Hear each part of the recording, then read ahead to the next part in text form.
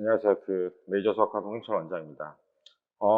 오늘 수내 중3이 이제 시험을 봤는데, 뭐, 아까 제가 설명회 하면서도 어렵게 나올 거다라고 얘기한 것처럼 이제, 좀 어렵게 나온 것 같아요. 작년 이제 지금 3학년인 애들이 작년 2학년 때 시험 보던 시험보다, 좀 많이 난이도가 있지 않았나라고 생각합니다.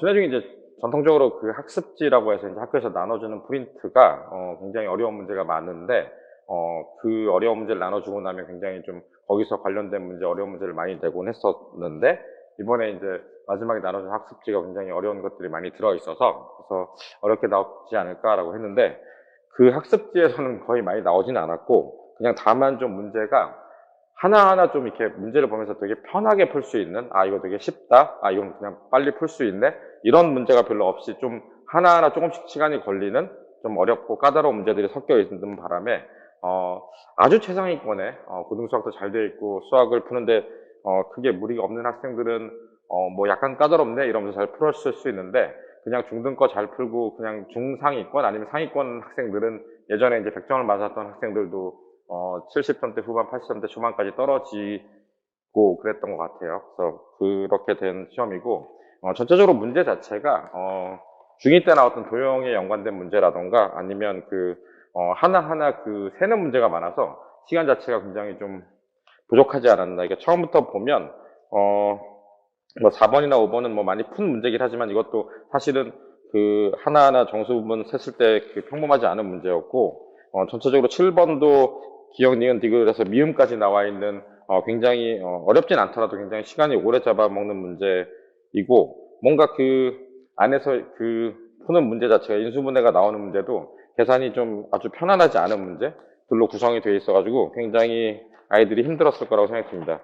특히나 이제 19번 같은 경우가 이제 그나마 제가 지금 한 문제 풀이를 하려고 가져왔는데 이거는 약간 제가 중등 도형 가르치면서도 도형 형태를 잘 못 본 도형이에요. 그러니까 제가 사실 문제 유형에서 도형을 못 본 유형은 사실 거의 없어야 되는데 뭐 문제 자체가 닮음을 알고 있으면 되게 어렵진 않지만 좀 못 보던 유형을 만들어냈던지 아니면 어디서 가져왔는지는 또 아직 저도 잘 모르겠지만 아무튼 좀 새로운 유형의 문제 도형이 여기에 나왔다? 라는 거 19번이 좀 어려웠었고, 논수령 이제 1번 원래 아이들이 힘들어하고, 3번 같은 경우도 이제 안에 있는 거를 이제 5 곱하기 제곱수 있는 거 하나씩 세면서 이제 자연수 될 경우를 다 찾아야 되기 때문에 하나하나 문제 자체가 쉽지 않고 까다로운 문제가 연속적으로 많이 나와서 굉장히 시간이 많이 걸리고 중등 시험 문제를 볼 때 좀 아주 쉽다라고 느끼지 않았던 아이들은 굉장히 힘들었던 시험인 것 같습니다.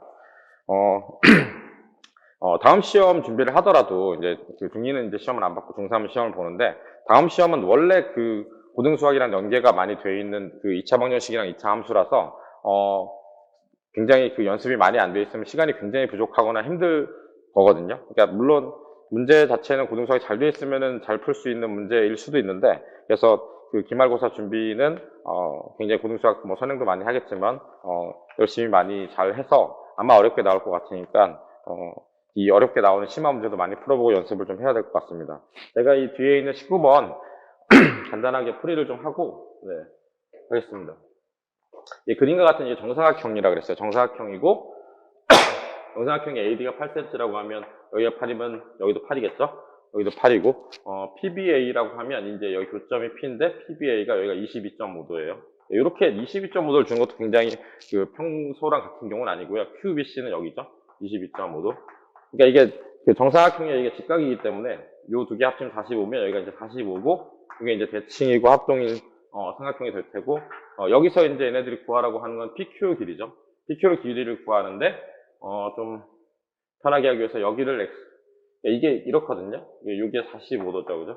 여기가 이제 정사각형의 반인 직각이 된 삼각형이니까 여기가 45도.